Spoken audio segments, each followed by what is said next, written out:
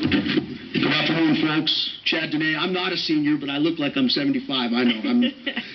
I want to commend you folks for getting Sam to honor the moment of silence. That was quite something to see right there. My name is Chad Dehne. I'm a Marine Corps veteran. Been a 30-year family man, hard-working family man.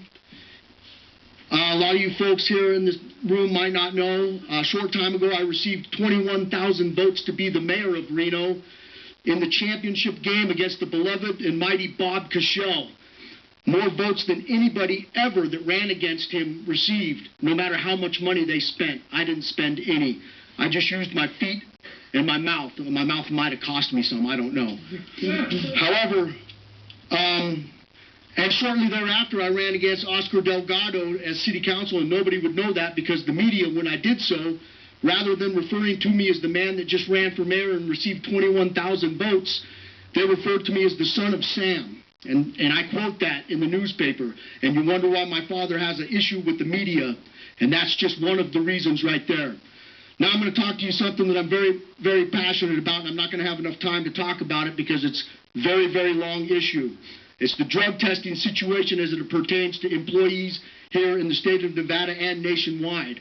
Back in July, I was sent in for a drug test, and lo and behold, to my surprise, about 5 days later, I was given a call and said that I was positive for marijuana. I thought that and didn't believe that I was, and I went down and I purchased these home drug testing kits that the drug testing people will say that these are rendered useless, but they give a pretty good indication whether or not you have drugs in your system. And I took this home, and I tested myself, and I did have THC in my system.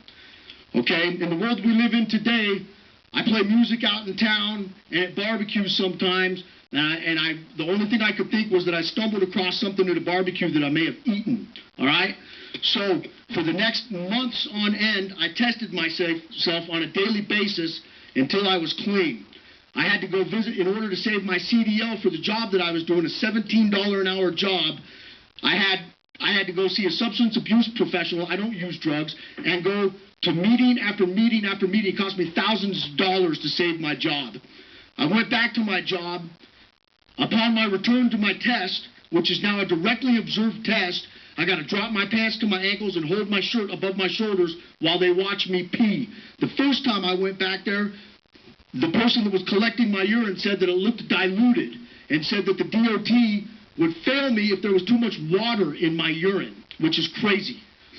Now, recently I went back again, and I did a directly failed that I had to remind them, and the collector looked at it and said that if it wasn't directly observed, he would have considered it to be synthetic urine, but also told me it looked like I had used a detoxing agent that the DOT was going to test for, which everything in the detox, I didn't use it, I was clean. I had 70 of these consecutive clean. Anyways, I'm out of time, and there's much, much more to share. So I know you guys are going to be waiting to hear how this story ends up, and I want to know too, because I'm in the middle of it right now and I'm living it. I am out of work right now with a family, 32 years in this community and a Marine Corps veteran, and I can't work because they say I've got THC in my system, which is perfectly legal now, by the way, folks. Madam Mayor?